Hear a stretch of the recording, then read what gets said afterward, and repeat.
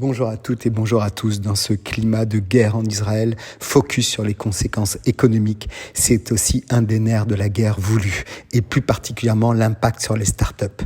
On estime que la contre-offensive baptisée Glaive de fer coûtera à Israël au bas mot 6,4 milliards d'euros, 27 milliards de shekels.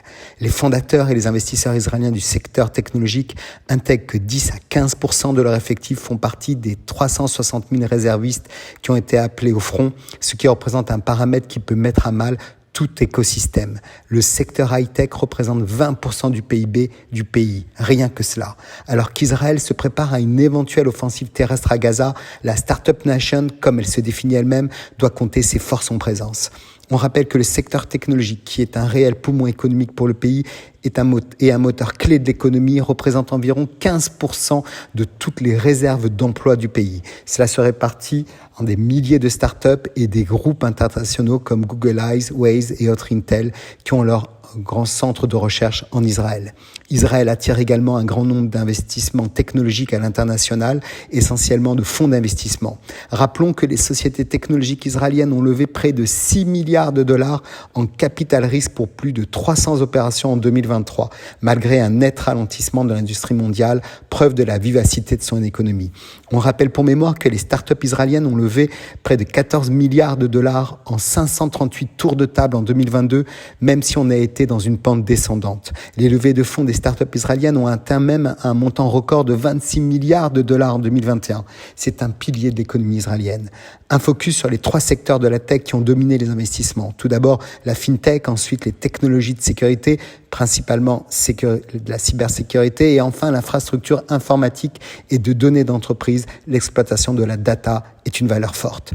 À eux 3, ils ont représenté en 2021 65% du total des fonds levés contre 52% en 2020.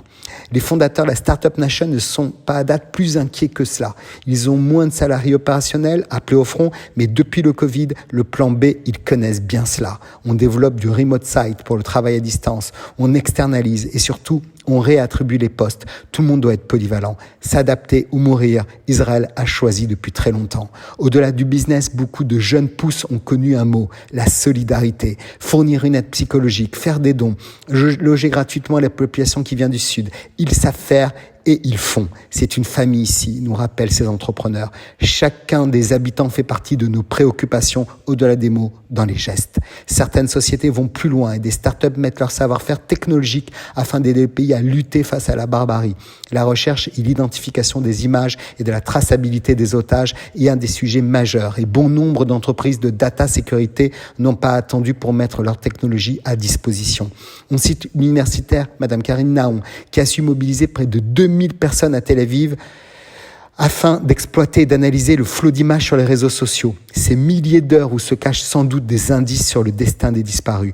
Parce qu'à l'heure de compter ses morts, ce pays sait avant tout compter ses forces et se rappelle qu'il faut savoir aussi affronter la barbarie par les mots de solidarité et une joie de vivre à toute épreuve. Israël sortira encore plus fort de ce chaos, sans nul doute. Il faut savoir mourir un peu, même si ce peu est déjà beaucoup trop, pour être plus fort demain dans la paix. Très bonne semaine à tous.